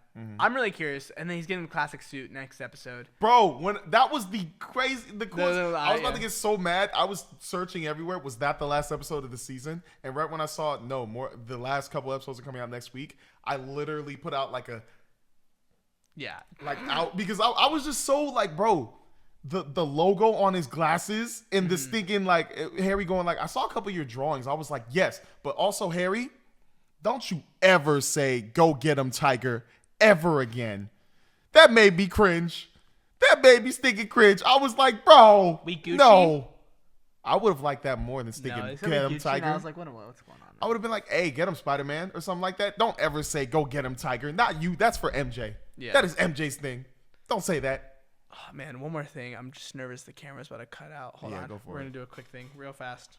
All right, we're back. I'm so sorry. Okay, I'm going to explain what's going on. Our camera has like an hour max it can record, and me and Phil, we yap too much. So Yeah, like the Invincible thing went longer than expected, but yo, I love that. Like we need more of that. And honestly, if you want, you could donate it to us a really, really crazy expensive camera, like crazy, with everything I'll on give it. you my email, man. We'll be in conversation. Hey, come on, Let's man, do it. give us something. Give us something new. But yeah, one last thing I want to talk before we end. Got you. What did you think of them changing the famous quote, "With great power comes great responsibility," to "With great power comes great respect"? I wrote that down, and I was like, whoa, holy crap, I thought there was a person there for a second. I just freaked out. But bro, at first I was getting worried because I thought that they were trying to make Norman Osborn his Uncle Ben, or like his father figure, which was almost like that, obviously. He definitely is. Yeah, definitely is.